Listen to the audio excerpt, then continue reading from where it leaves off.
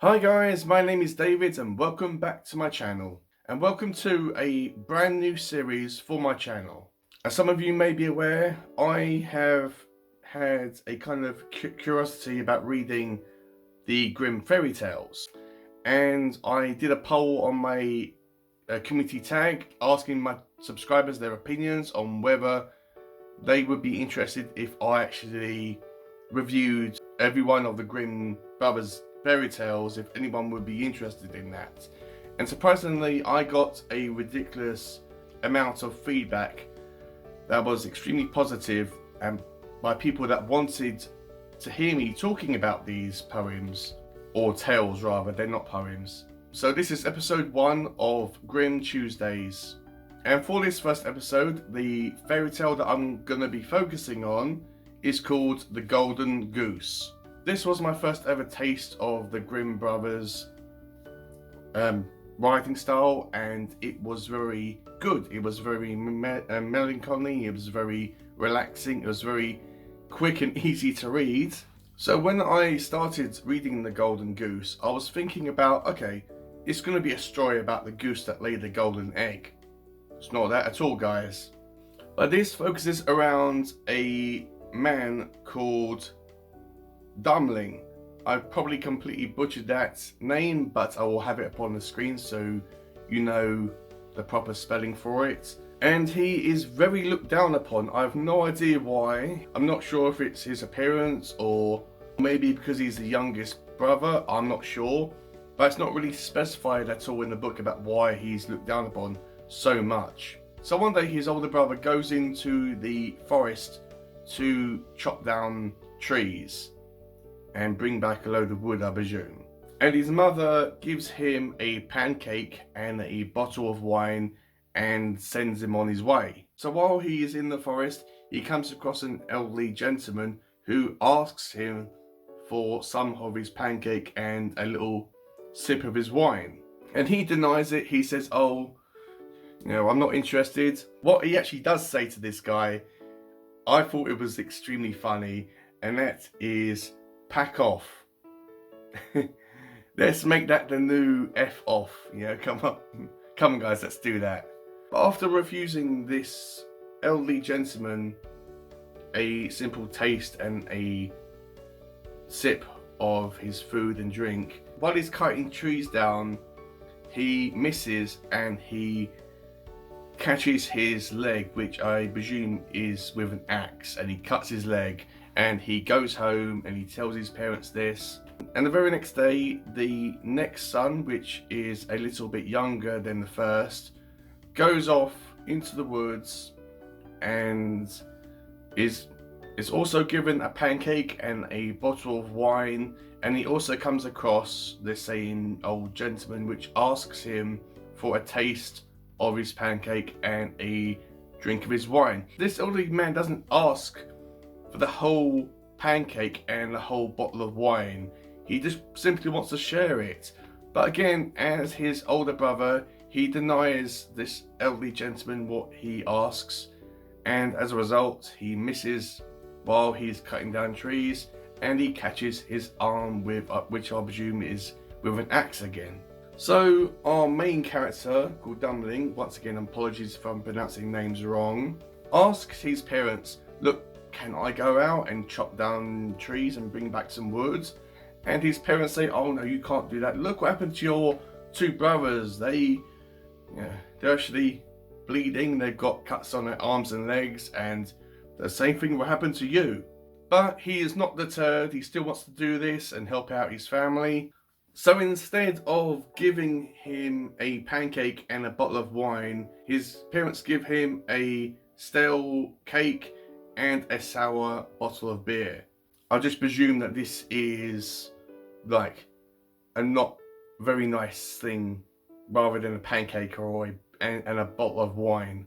As his two older brothers, he also comes in contact with the same elderly gentleman, but he decides to share his cake and his beer with this gentleman. He says, look, I know that what I have isn't the greatest and it probably tastes a bit funky, but you're welcome to share it with me.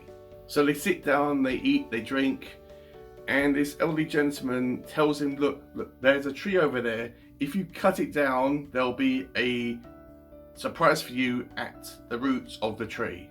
And when he cuts down this tree, he discovers there's this goose that's sitting at the bottom of this tree, and the goose is golden in colour.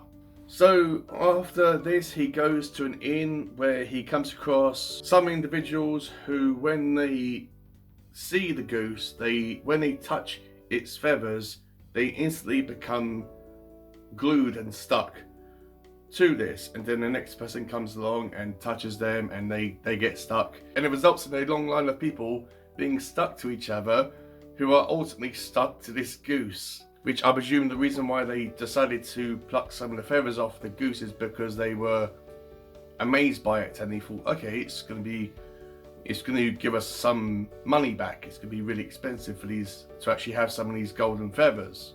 So in the meantime, there is this unknown kingdom, and there's this king which has this daughter, and the daughter never laughs.